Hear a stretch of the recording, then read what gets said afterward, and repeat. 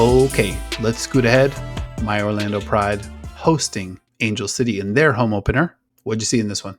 Still no Barbra Banda out there for your squad. Hmm. And I had this thought when I saw the team sheets announced. If I am like anxiously awaiting her NWSL debut, I can't even imagine what to describe your feeling of anticipation as we look forward to her playing. It hasn't been easy. I'll say that. I look at the team sheet and I look at this, you've got the list of the starters, the list of the bench, and I go back and forth at least 3 or 4 times before I realize I'm quite disappointed. That's fair. It's a reasonable feeling. So that just meant that the Pride was going to have to rely on their largely Brazilian midfield of Adriana, Marta, and Angelina. And I will say, even with no Banda, you can do a hell of a lot worse than that. So that's still a pretty good shape for you guys.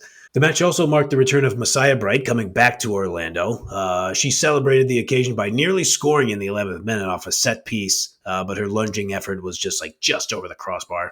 Actually, you know what? Maybe it was kind of far over the crossbar, but it was a lunge, so she couldn't quite bring it down. I felt like Marta and Adriana created a couple chances in the midfield, right around the middle of the half. Adriana hit a rocket from just outside the 18 that required a diving save from Angel City's 23-year-old American goalkeeper Angelina Anderson in the 22nd minute. And that's where your squad really felt like they turned up the heat. Julie Doyle, who I think is a really good player, and I'm anxious to see her continue to develop out there on the wing. She picked up the ball a moment later, played a perfect cross into the middle of the 18, but Ali Watt fouled her defender before the ball fell to Marta, who buried that shit just for fun. Just a little target practice for Marta. So you already know what time it is with that Brazilian trio. And then you add Julie Doyle's kind of service from the wing. If you add Banda to this mix, I want to ask you a question. Do those 2 draws that you have to open your season turn into 2 wins? I mean, speaking as a fan, of course, speaking a little bit more objectively, it's at least 1 win. Gotta be. Because, I mean, I think Doyle had a really good game. Yeah.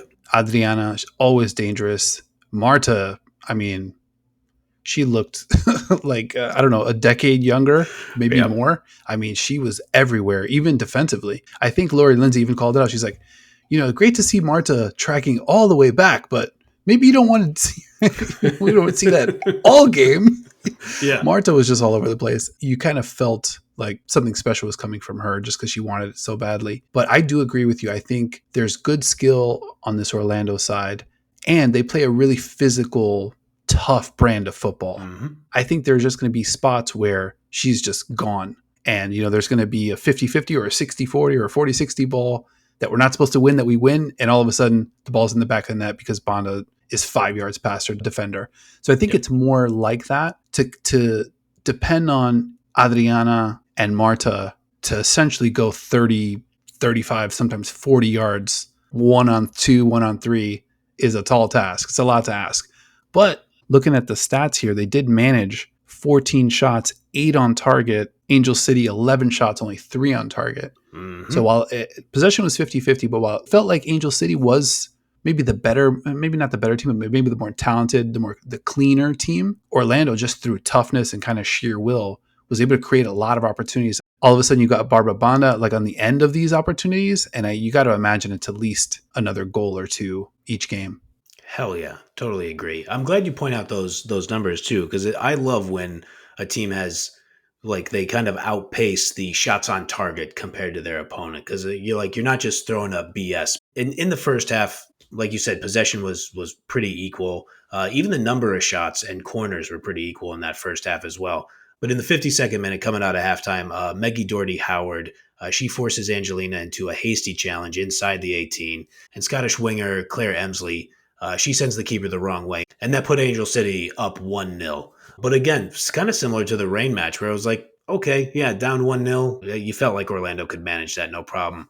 And part of the reason I felt like they could manage it was I just want to give a quick shout out to Orlando's 2 center halves. You have 24-year-old American Carrie Abello and 23-year-old American Brianna Martinez.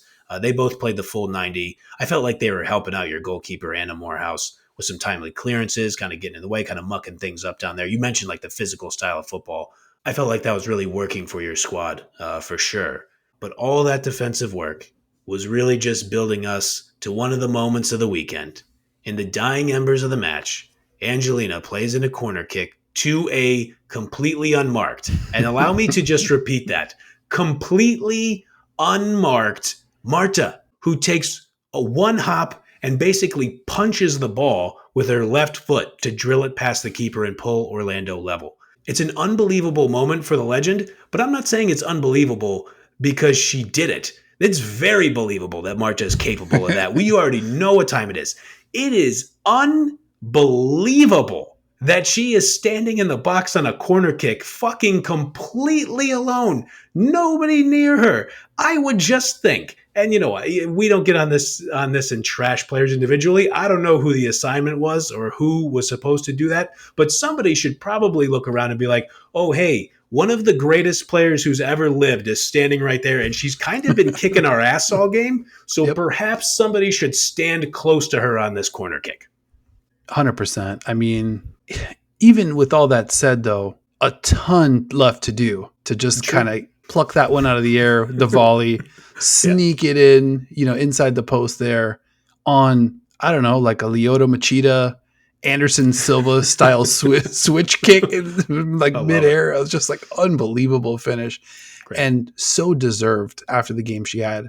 We talked about her just kind of being everywhere. And, you know, it's one of those things where, I mean, she's such a great player, and only great players can do this.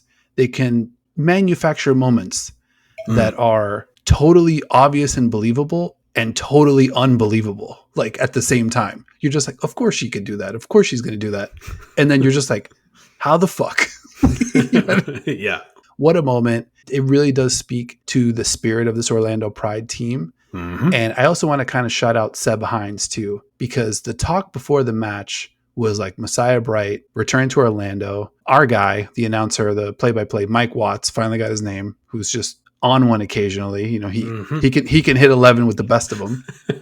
So he kind of alluded to trying to tease out some information about the Messiah Bright trade and maybe getting stonewalled a little bit. Didn't really make any progress on his reporting. So I think this one was being billed a little bit as like Messiah Bright's big return to Orlando.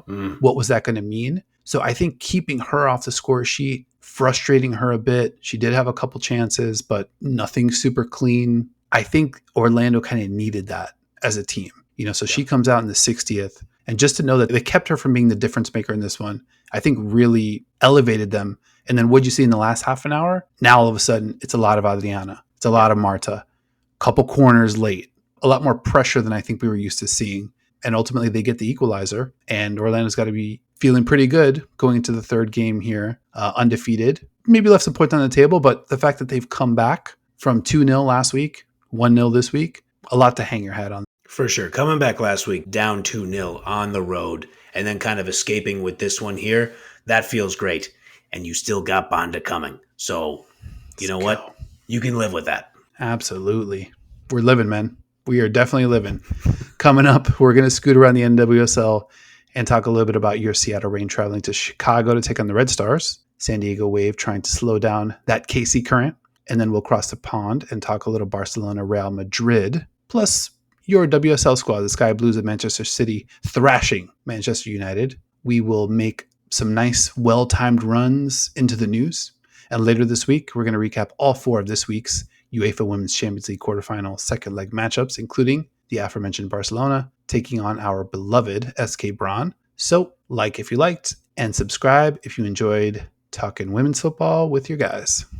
You know, sometimes we might fall down in the first half of an episode. That's all right. We just keep our composure, we keep our heads down, and sometimes one of us comes up with the Marta karate kick to send the ball into the net and equalize. So, yeah, we appreciate you guys rocking with us. We'll see you in the next match.